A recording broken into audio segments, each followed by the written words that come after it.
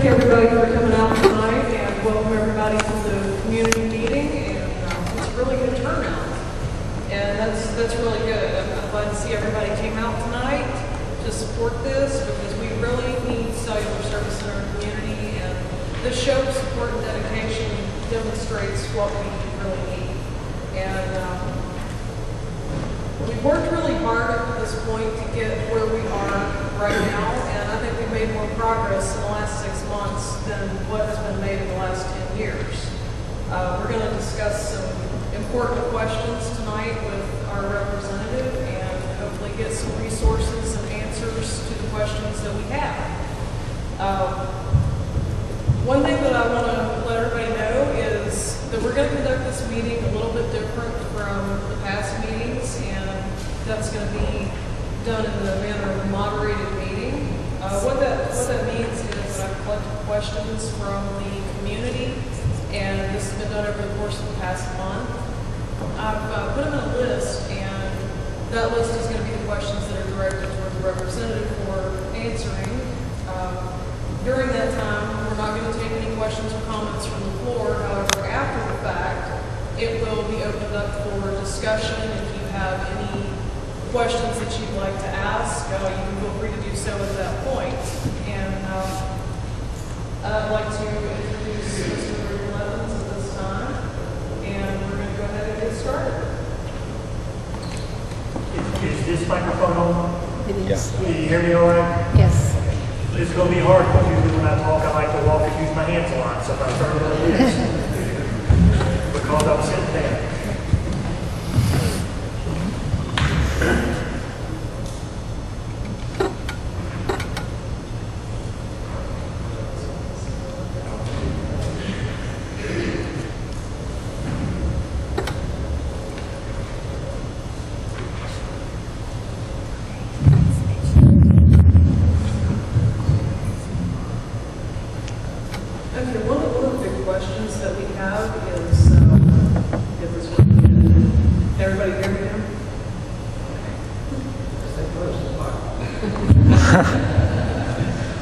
One of the big questions that we have that keeps coming up is people keep asking me to ask you, how do you feel about Sugar Grove's need for cellular service and how should it be prioritized in 2014?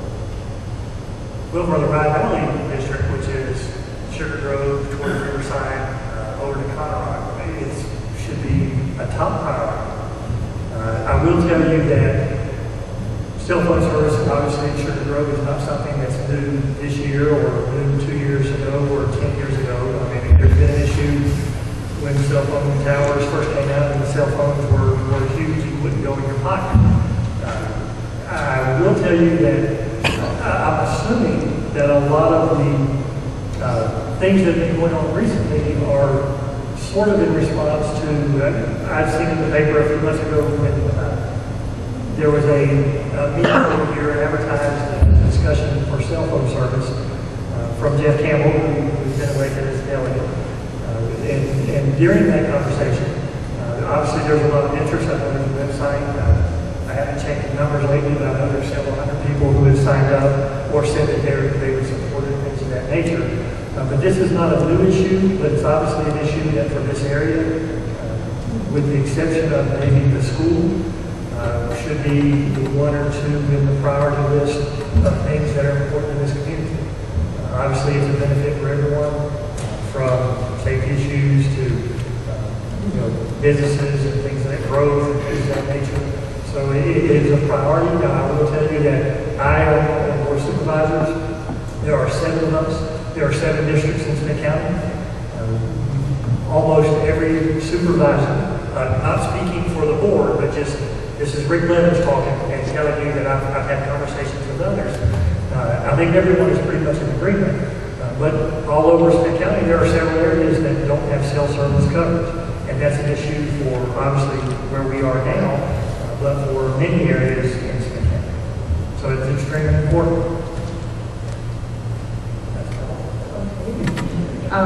The next thing that I have on the questions list, and this is kind of a long one, It references an article that was published in the Smith County News dated November 30th, 2007. And that article, of course, that was when Darrell Lynch was in office, indicated that the next step in the process would be identifying appropriate contacts with U.S. Cellular and paying that person a visit. And the question is, between 2007 and present day, Grayson County has established service in their target area, and it would seem that at one point Smith County was working with them. Can you tell us what happened where Smith County is concerned, and is there a specific reason that efforts in Smith County were abandoned while Grayson County moved forward?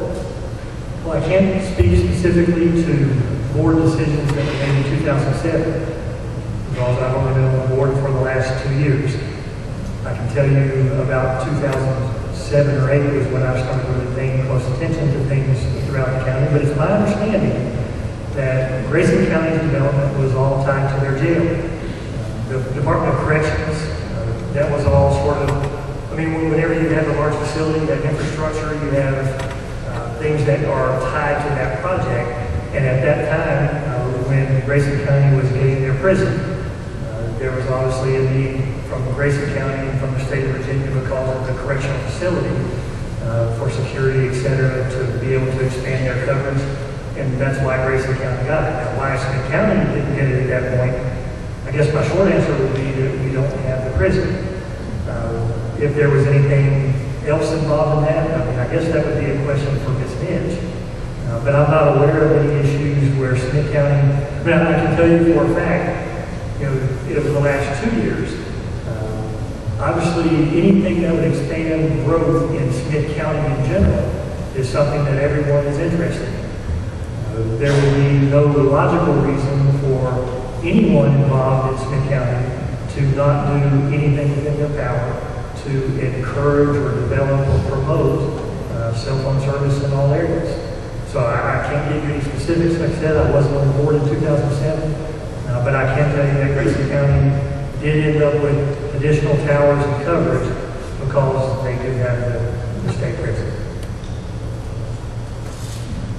Okay, the next question on the list, I think it's probably because a lot of people don't get to boards of supervisor meetings. It's not in the sense that you're being put on the hot seat. The question is, have you at any time brought a motion to the board of supervisors to move this issue forward? The board of supervisors, within the past, I want to say it was November or December, they do a lot of things like they call adopting resolutions, which basically says that the board of supervisors is in support of a project or is in support of saying that, you know, we would help any way possible. Eliminating the dollar sign that usually comes with any way possible. But there was a resolution adopted by the current board, current board, Blake Frazier, tonight was his first night on the board as a new electee, saying that Smith County was in full support of that. We did receive a letter from Ms. Annie B. Project Start, basically the same type of thing, saying that from Richmond there was support, but I will tell you that saying that we would support it is basically just saying that, you know, we will help in any way possible. There's obviously nothing that Smith County would do to detract from that. Other than that, we've had numerous conversations with different cell phone services providers. I've kind of shared some of that information, and I think maybe that's gone around a little. So making those contacts and trying to encourage, and our county administrator, Mr. Michael Carter, he makes contact on a continual basis, and so that's kind of where we are at this point. Okay, question number 4 on the list, and this is good because it follows that. It actually says some stuff that pertains to this probably.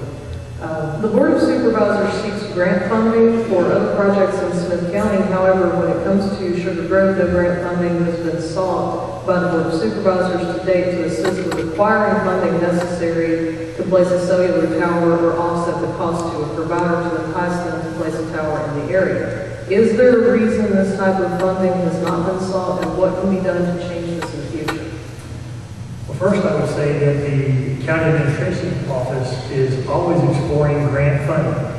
Obviously, one, there has to be a grant available before you can apply for it.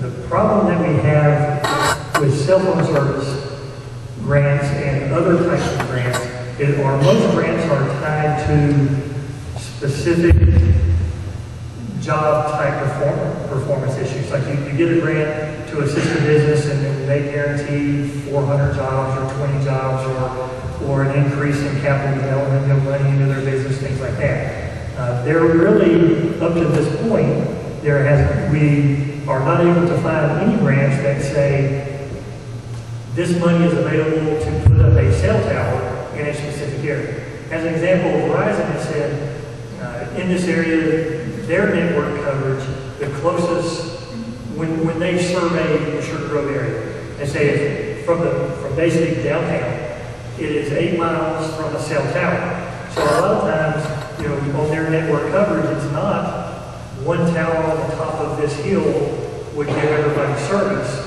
There has to be, it's kind of like a spider web. I mean, everything's got to be tied together because there's mountaintops and valleys and everywhere else.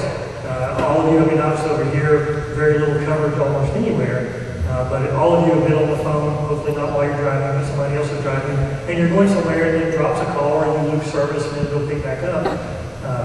So there's all kinds of issues.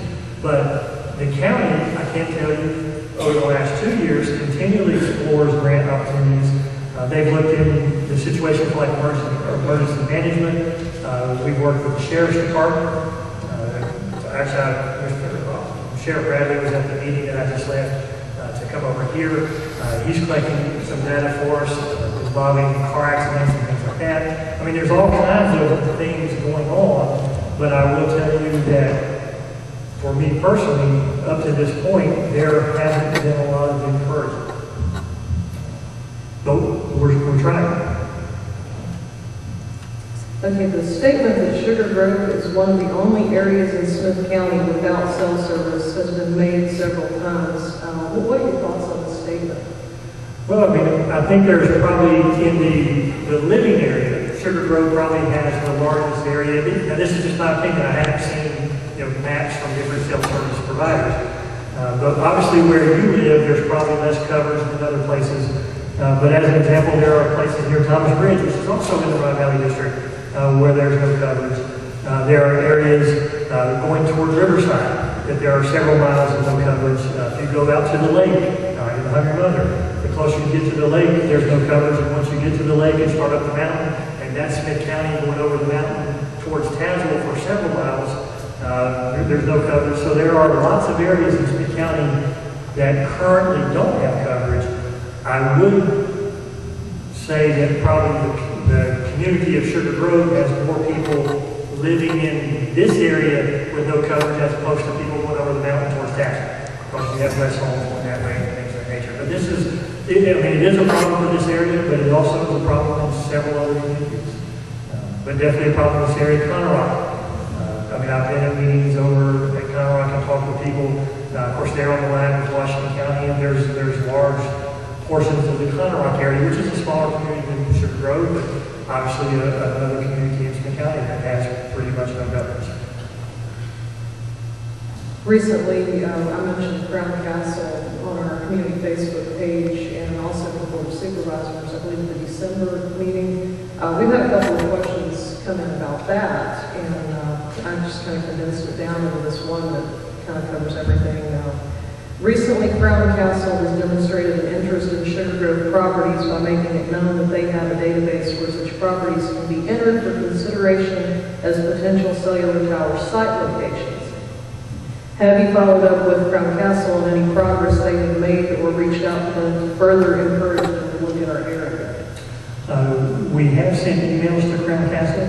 I will tell you that Milestone is a company that we've had more contact with recently, which is along the same lines as Crown Castle, which is another provider of cell phone towers, but not cell phone service. But yes, we have followed up on that, but Milestone seems to be getting more traction at this point. Yeah, it's my understanding that Milestone works with local government properties, schools, things like that, is that correct? Yes. Okay, so then Crown Castle, I think everybody should understand the difference. Crown Castle works with private property owners who want to sell or lease their properties, while Milestone works with local government properties. So that's two separate things, and Well, it's two separate things, but the difference is, with Crown Castle, they work on marketing. I mean, I've had several people tell me they have property in certain areas and they would be more than willing to donate a piece of property if that would assist with the cell phone tower. I've had several people talk with us and say, I have a piece of property, I'd be more than happy to lease it for a very minimal price, things like that. Crown Castle does facilitate those types of things, but the problem is with Crown Castle is they still market that tower to a cell phone provider. And when we contacted, as an example, I just got forwarded you an email we got about 4:30 today. Verizon they've said their network coverage people, their engineers, have recently surveyed the Church Road area. Originally, they told us that there were no present plans to add any additional towers, but they were in the process of updating their network equipment and updating their towers, which they felt might give better coverage to the areas where those towers were currently located. We just received an email today that basically said from Verizon, and I'll be honest with you, please don't take this wrong, but I'm not a politician. I'm just Rick Blevins that lives on Thomas Bridge, and I'm just going to tell you the bottom line is money. And there we have contacted 4 different cell phone providers, and from their standpoint, they're private companies, and they are there to make money. And if they can't make money, they're not going to do anything to help us out because that's not what they're in business for. We, as Smith County Board of Supervisors, me as a one board supervisor, I can't go to a private company and tell Verizon, you will put a tower in Church Road and you will give us coverage, because that's not really the way it works. So Crown Castle is more of, if Verizon is not interested in expanding, and the bottom line is that's what they told us. Intellis has basically told us the same thing. Verizon Sprint said there was nothing in the foreseeable future, but it was, always on their table kind of to observe. Basically, if a company is not willing to participate, Crown Castle would have no company to sell that tower to. As an example, where you said the difference between them and Milestone, Milestone deals with government agencies, which would be like Smith County, and school systems. As an example, Smith County schools. They're a little different because their approach is, I'll work with a school system or a county and get a free piece of land, so there's no rent or paying bills, etc. And if I can get the county or the school system or both to say, you could put a tower here at Sugar Grove over in the corner of the play area, then what they do at that point is they ask for basically a legal document that says we can do this. And then at that point, they go to the cell phone providers and market this potential tower to Verizon, Sprint, Intellis, US Cellular, etc. And if there's interest from them, they build the tower and sell it, or they build the tower and rent it to the companies to generate revenue. But if they can't make money, they won't do it because they're also a private company.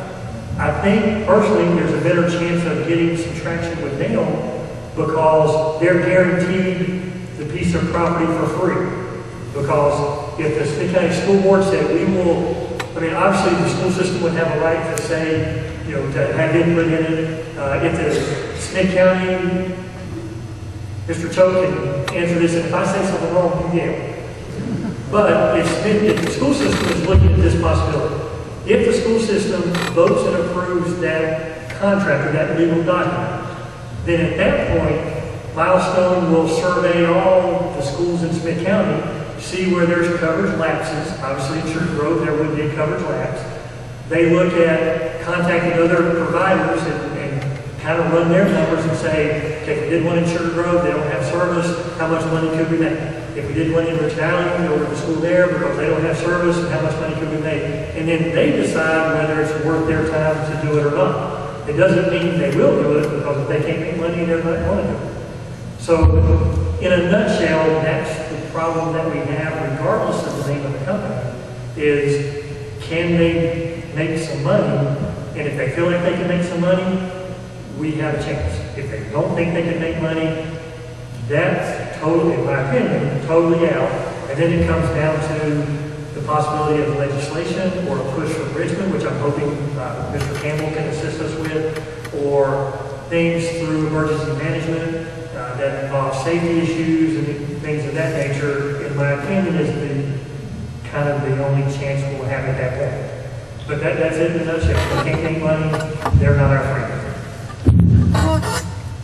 Along those lines, just so that everybody has this information, I have been in contact with Delegate Campbell's office, and they are following this issue, so I think it's probably a good possibility that we may see something, coming from that direction in the future. Well, I'm extremely hopeful, and I know a couple of the supervisors are going up for a legislative day here in February, and I know that that's part of the agenda when they meet and have those discussions.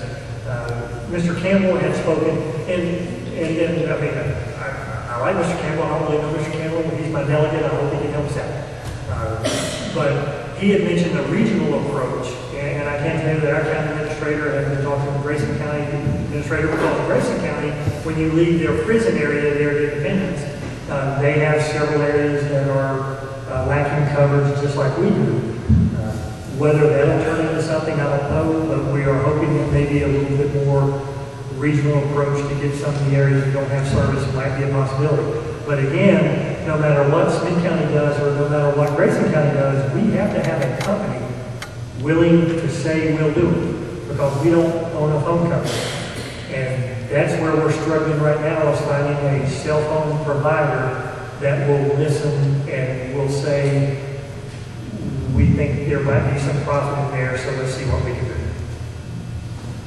I think this next question on the list probably stems from the whole prison development over in Grayson County, and this question is, has U.S. Cellular been contacted specifically about the tower located in western Grayson County, and whether or not it would be possible to expand service to Sugar Grove? And I'm already aware that you did make contact with them recently. Their present position is they're not looking to expand at this time, but they are aware of coverage areas or shortages, and they are always, they say they're considering and looking at it. Verizon has in the last couple of years had the most active development of coverage and things of that nature. As an example, in the whole Thomas Bridge area, if you have Verizon, you'll drop calls, but you usually can pick up a call within another half a mile or something.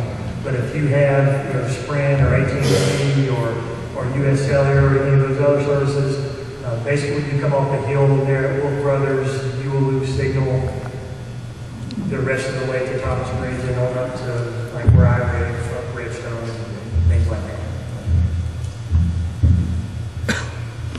Okay, next question. A big issue in getting providers interested in our community is numbers and money. Of course, we've already went over that. But have any providers actually shown an interest in a specific parcel of land? And if they have, what was the barrier that prevented them from further consideration? The basic barrier is the cost of building the tower. If the tower costs $500,000, they have to feel like they're going to recoup their money. Also, there are a lot of regulations that are way beyond our control on towers that have roaming capabilities and who can share cell phone service and which ones have contracts and where when you switch from somebody's tower to somebody else's tower, it doesn't cost you extra money. And those that when it switches, all of a sudden now you're paying a little more money because you're using somebody else's tower.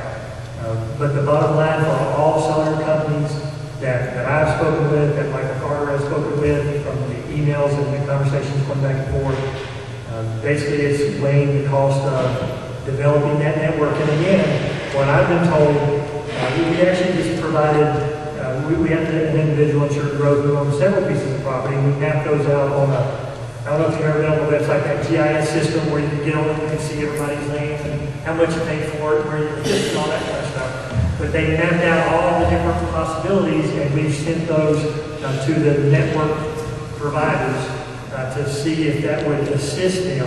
Because a lot of times they say, we've done that survey 2 or 3 years ago, or 5 years ago. Has there been any significant changes in population or things of that nature? Well, obviously the answer to that question is kind of on the negative side. The population may have decreased a little, so they're not interested in paying the money to come out and have another survey. The biggest problem, and one of the biggest misconceptions is, there is no one-tower solution to the lack of coverage in Sugar Grove. I mean, there's just too many mountains and too many valleys. There's not one location that somebody can put a tower up and we'll all have coverage in Sugar Grove. Because it's got to tie into other networks like that spider web. And what I've been told is it would take probably 3 or 4 towers. So that's triple or quadruple the expense of getting the coverage. Generally, the towers, from what I know, they have to be triangulated in order to work properly, so that would be what we would be looking for. Yes, and I know that they're also, we've been exploring possibly somebody, I get calls all the time, and please feel free to call me, my number's in the book. I'm one of those many Blevins. But I've had a couple calls, and they said, well, why will the National Forest or the National not allow us to have coverage? Because somewhere there was a rumor that the National Forest would block towers that were either on their property, obviously you have to get their permission, on their property or near their property or things of that nature. We've made some calls, none of that's true. There are procedures to apply for cell phone coverage in the National Forest or for areas. So really the problem is not finding the piece of land, either free, donated, the land is not really the issue. The issue is getting the companies to use the land. It's kind of like when the water system and they had to do the filtration system. I don't want to really bring that up. but there was parts of that and they said we can't do the filtration system because it's on the government land, and there's procedures to get approval for all that. Everything's time consuming. Again, it's not one piece of land, it's what company will say we'll partner with you because we think we can make us a little money. That's the issue. Earlier, you were discussing Milestone Communications and your recent contact with that company. I spoke with their director of marketing Friday, and she gave me some information, and I would really like to talk about that tonight. What she told me was that the Smith County School Board was reviewing a marketing agreement with Milestone, and she didn't get specific as to what properties would be included in that. But the question that I have for you tonight on that, is Sugar Grove Combined School included specifically in that agreement? You correct me if I'm wrong, but it's my understanding that Milestone contract, if approved, would actually include all Smith County properties for them to take a look at and survey. And again, how they do it is they look and they say, okay, here's the areas where every school is located. Here's the areas that don't have the coverage, and then they do their analysis and say where is it financially feasible for us to do that. So while Sugar Grove itself, all of Smith County schools are listed, there's also discussion. Again, the school board has not adopted that yet. Right. But there's also riders being discussed and attached that would include Smith County, which would be Board of Supervisors stuff, and also the town of Marion, that they could be included in that also to open up Milestone to the possibility of them looking at a lot of places in Smith County. If that goes through, then it's my understanding, I've spoken to Milestone in November at a VACO conference. At that point, they do their surveys, they run their numbers, then they would come back to the school system or the Smith County or the town of Marion, and they would say, we're interested in a tower in this location. Now, at that point, obviously, if they came to Smith County, to the Board of Supervisors, and they said, the Sugar Grove area, I'd go, all right, that's great. What can we do to assist? If they come back and they say an area that's not Sugar Grove, obviously at that point I can say, well, what about Sugar Grove? I would assume they will be able to provide numbers for whatever decision they make. But if they don't feel they can turn a profit anywhere in Smith County, they just say we're not interested. So that's kind of how that works. So Sugar Grove would be included as a possibility. It just depends on how it shakes down when they start running their numbers, assuming that that agreement is approved and that everything gets worked out. Which is my understanding is kind of moving forward. So hopefully within the next month or so, we'll see how that possibility works.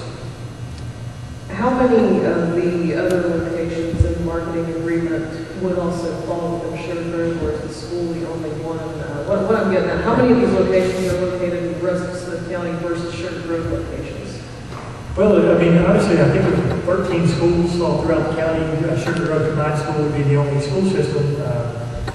I don't know if the school system still owns some of the old, like there was a school at Tees. I don't know if executive back to the county. So something like the school at Tees would, if it's still being owned by the county, I know the county gave Riverside to a community service, to a community organization. So basically, anything owned by the school system in Sugar Grove, which I'm assuming is Sugar Grove Night School, any property owned by the county in Sugar Grove would be eligible.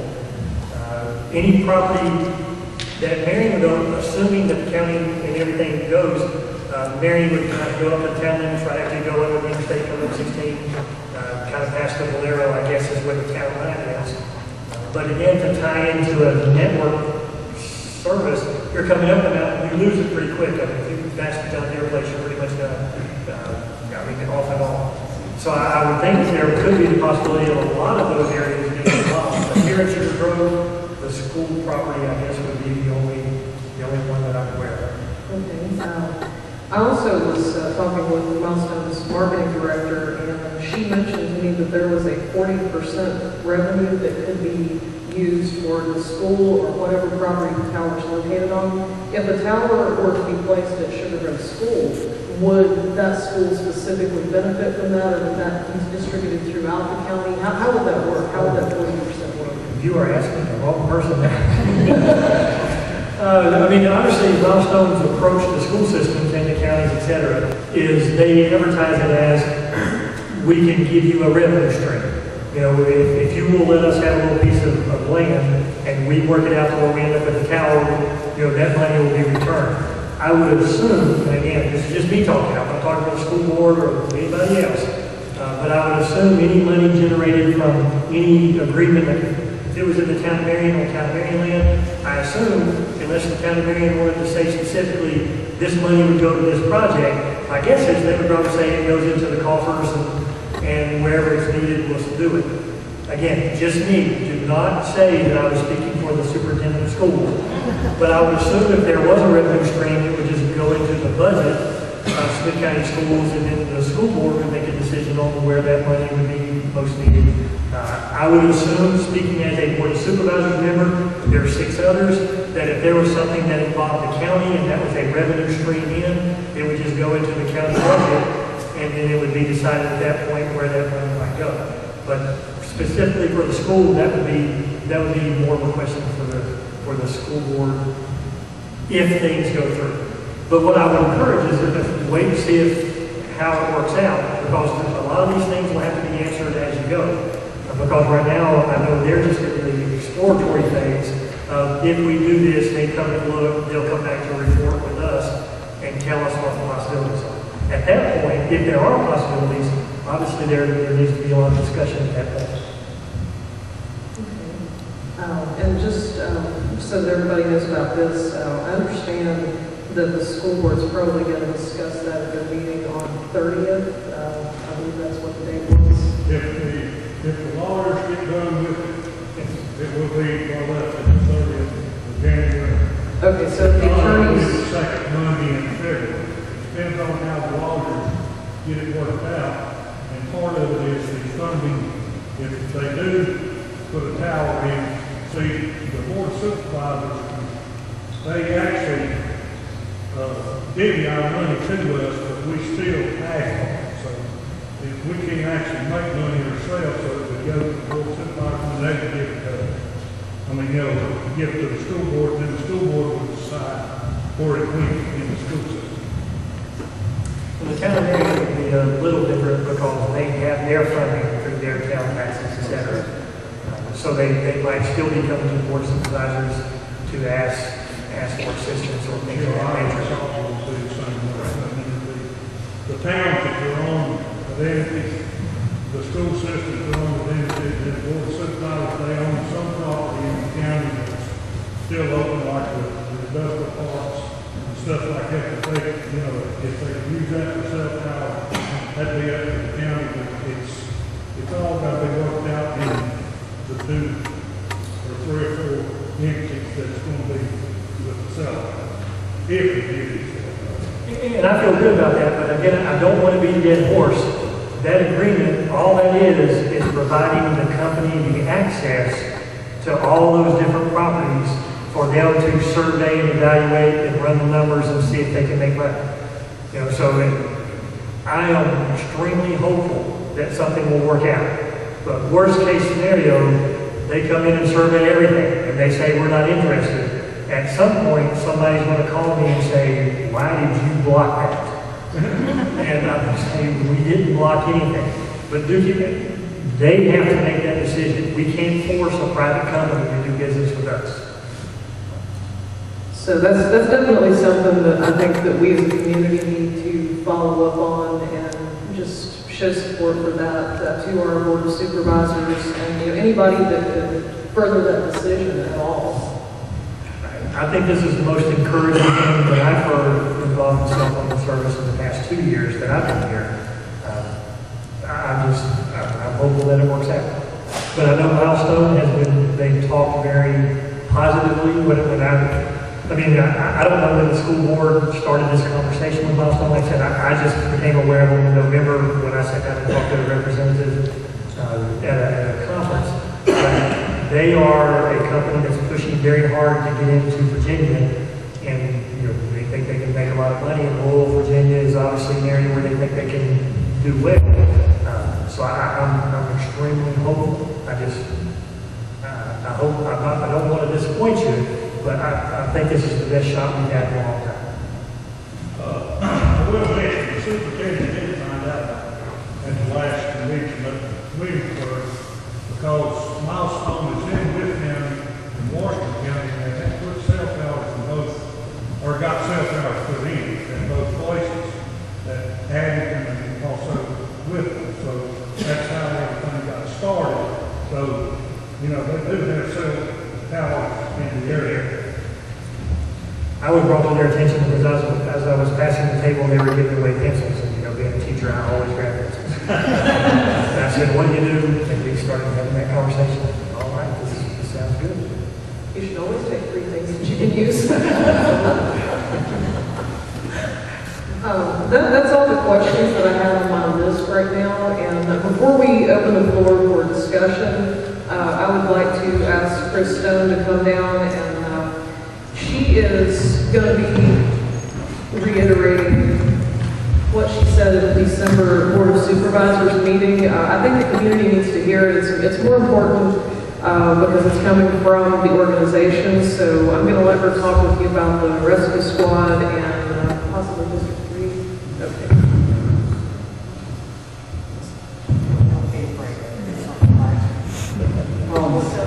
These things don't bite. When we hold them too close. As you all know, those of you who don't know me, and that's fine, because I really don't need that. Those of you who don't know me, my name is Chris Stone. My husband's name is Tinker. I was known for years as Tinker's wife. I'm the captain of the rescue squad. Been on the squad 20 plus years now. And I spoke to the Board of Supervisors at the December meeting and talked about an incident. We had an incident. There's a couple things with the squad, and then I also am an employee. I'm the Elder Rights Division Director at District 3. And there's some issues with our senior adults, and I see that there are several of them here. Some who don't want to be seniors, but you are nonetheless. With the rescue squad, I'll tell you one incident that we had where cell phone service would have been very beneficial. There was a good outcome with this call. We had a call where a man was having chest pains in the mountain. He had to come out of the mountains to the store to find a phone. Fortunately, we responded very quickly. We were able to put that man on a helicopter and get him to Johnson City in record time. he went from Sugar Grove directly to the cath lab, and he had his stent put in place. The man left the hospital the day after that, and he was doing well, and that was a good outcome. That very easily could have been a very bad outcome, and we would have been carrying that man out of the mountains in a bag. That's very easily. He was able to come out. He was horseback riding. We have a lot of tourists that come into the area. And those of you who don't know, when you see him walking around in the middle of the road like this, you just want to stop and say, you might as well put it in your pocket. That's when we'll have a service. That's when also the squad had a grant opportunity with Bristol Regional Medical Center to provide 2 brand new EKG monitors for both ambulances that we have. The only problem with that is, and I'll let me explain to it, those monitors, when we hook someone who's having what we suspect is a cardiac event, if we think it's maybe cardiac related, we can hook them up, transmits via cell phone directly to Bristol Regional, and then Bristol Regional gives us direction as to where we can go. If I put you in the ambulance, if we put you in the ambulance tonight, and you say I want to go to Abingdon, the first thing you're going to hear is, we have to go to the closest facility. So it's Smith County, unless you're way out towards the Wythe County line, then you have the opportunity to go to Wythe County.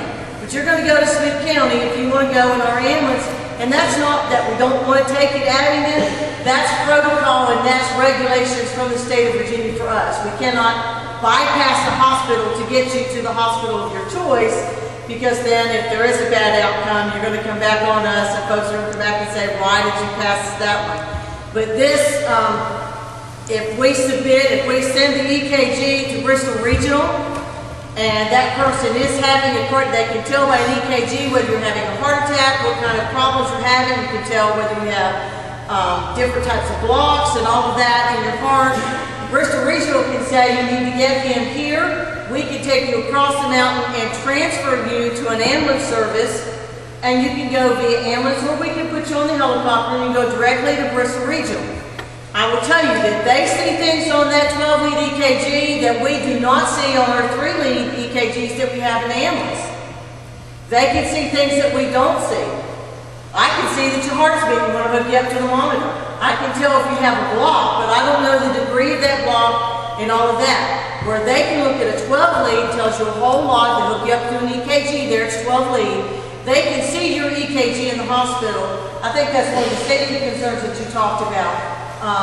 And that's a money thing. The last time we bought monitors for our ambulance, they were $12,000 a piece, and that was probably 15 to 20 years ago. So if you can imagine how much gas has gone up over the last 15 to 20 years, I can tell you that those monitors range easily. We could easily spend $20,000 a piece. We don't have it. And the grant money coming from the state for emergency services, those grants are very few. Pot of money, a lot of people vying for it. We've applied twice for an ambulance grant. We've not been able to get a new ambulance via the grant. So I'm not sure that we'd be able to get monitors that way. So that's one instance for safety reasons. Anytime any of us are up the mountains, I will tell you that it doesn't matter where you go in this country. There are places that don't have cell phone service. I travel quite a bit. We do, like you said, we have a larger population without cell phone service. I have one in my pocket. Doesn't do me a bit of good other than the fact that I keep notes on it. But anyway, that's from the rescue squad's perspective. And I'm going to talk to you. Mike Guy, the executive director of District 3, gave me authority today to talk about an incident with a senior just last winter where cell phone service would have been beneficial for that. Could have been a bad outcome. Fortunately, it wasn't. Y'all know we do medical transportation. Took someone from the Sugar Grove area to a medical appointment, I think it was up in Salem. Coming back, it was during that bad snowstorm. They got stuck on the interstate. They were supposed to be back during daylight hours, but they got stuck on the interstate for hours. Finally, the traffic broke loose and things. They got back to Sugar Grove. It was after dark, came all that way in the snow. When they got close to the man's house or the person's house, car ran off the road, out of cell phone service. So you've got a driver and you've got an elderly citizen of our community in the middle of a snowstorm And I can tell you my perspective would be, I want to go get help, but there's no way that I'm going to leave this little old lady or this little old man sitting in this car when I'm going to get help. Fortunately for me, I carry a radio. That driver did not have a radio at the time. And so that could have been a very bad outcome. And District 3 does support, and we'll write a letter to the Board of Supervisors as soon as I can get back to the office to get it drafted. Write a letter to the Board of Supervisors to encourage any, and this is not adversarial, this is just to help us, help our community, tell us what we need to do, not specifically asking for funding for anything, but if there's not funding, grant opportunities, and there has to be a grant. You can't just say, I'm going to write a grant, and you submit it somewhere and they throw the money at you. There has to be a grant out there, and you have to apply for it, and it's very, very competitive. Any grant that you get, Arthur's the grant writer, so he knows how competitive. Joe and fire department know how competitive fire department grants are. Rescue squad grants are the same way. So that's the issues that I wanted to let you all know, that District 3 is supporting the squad, the community council. We have all written letters to the Board of Supervisors, and we're doing everything that we can to move this along. And honestly, now Sarah didn't ask me that, it's not on my notes. Sarah has taken some steps and moved us in a direction that we've been stagnant for years on this issue. And I think on behalf of our community, on behalf of the community council, the rescue squad, the fire department, I think we ought to give Sarah a hand. I know that's not what she's here for, but we ought to give Sarah a hand because she's put in a lot of time for this, and she's done a lot of work. I want to thank her, pat her on the back, and tell her, so let's just give her a hand.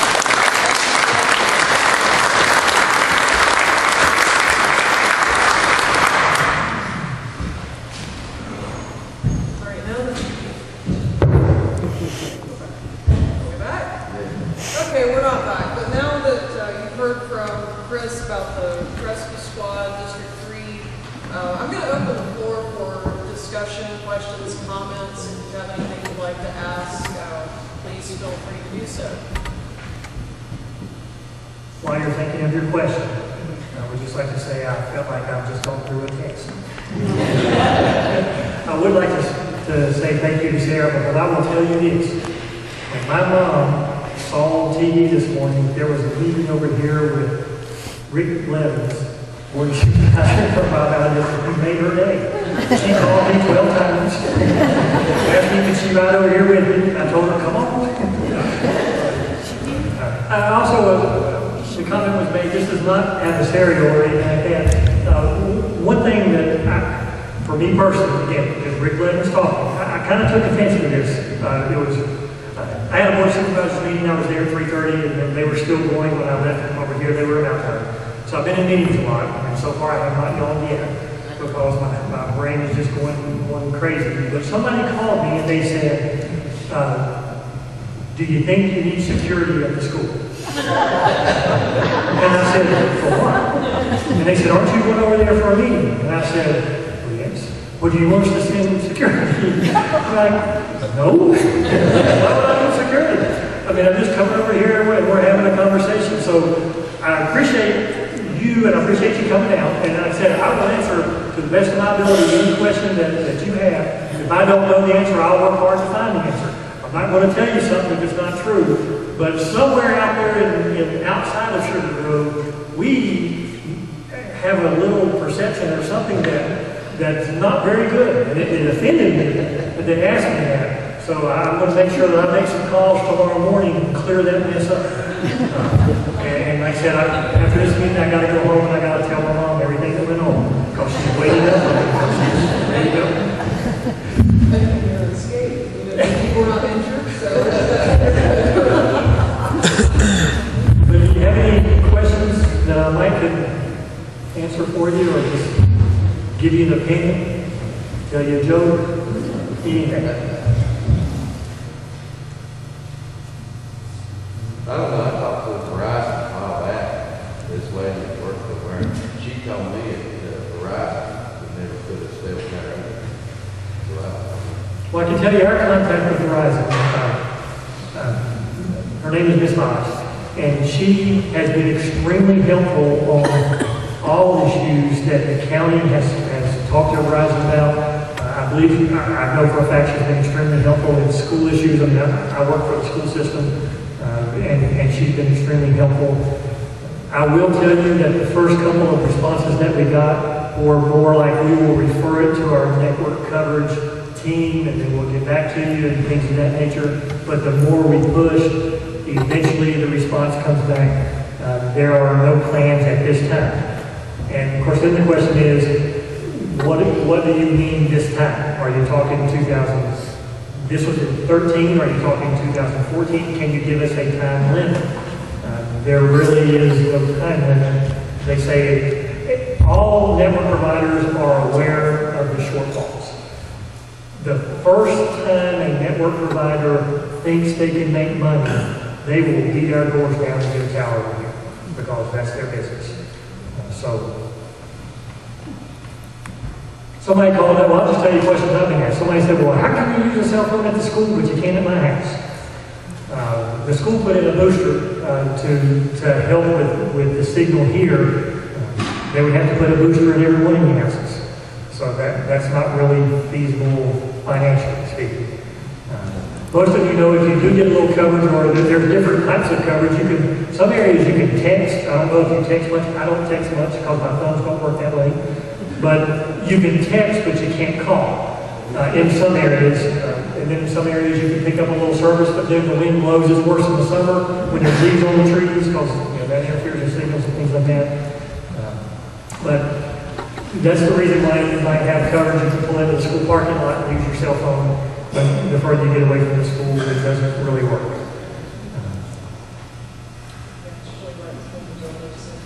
Yes. Unless it's raining, then it will stretch further. I've been asked why I ran for the board of supervisors. For those of you that know me, you know that I'm a little crazy. I thought it would be fun. And I'll be honest with you, it's been rather enjoyable. I hope I haven't offended anybody. But, it's just Smith County. I mean, I've lived here my whole life, except for a few years when I moved to Florida and realized I was an idiot and came on back home. But, we need the community. It's important to all of us. My mom graduated from here in 61. I think I say that all the time. All the pressure in the world you can put on me doesn't come close to what pressure my mom puts on me about taking care of Sugar Grove and the best of it. Anything else? I'll hang around if you've got something that you would like to say to me, but you don't want to announce it to everybody. Feel free. My number's in front. I'll be honest with you, I'm not home a lot. I mean, I usually get home nights kind of late, but I will try to return your call by the next day. But don't ever hesitate to shoot me an email or to give me a call. My job is to represent you, and I'll try to do that to the best of my ability. And if I'm not doing something that you think I should be doing, you feel free to give me a call. We'll discuss it. You convince me that I'm wrong, and I'll change my mind and apologize. And if you don't convince me that I'm wrong, I'll tell you my side, and we'll agree to disagree. But don't ever hesitate to just give me a call. Okay? That's what I'm here for. And thank you. I'd like to thank you for coming out here. I think you deserve to be here. This meeting was so much more pleasant than what I went.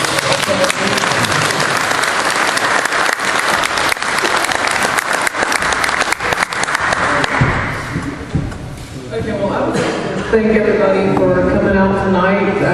It's a good turnout. I've sat here and counted almost 70 people as best I can tell, so that's really good. And I've given most of you a little piece of paper that looks like this. And if I didn't tell you at the door, if I missed you, that is information on our community website. If you have a group or organization, a church group, any events, anything like that that you want the community to know about, send it into that email address, and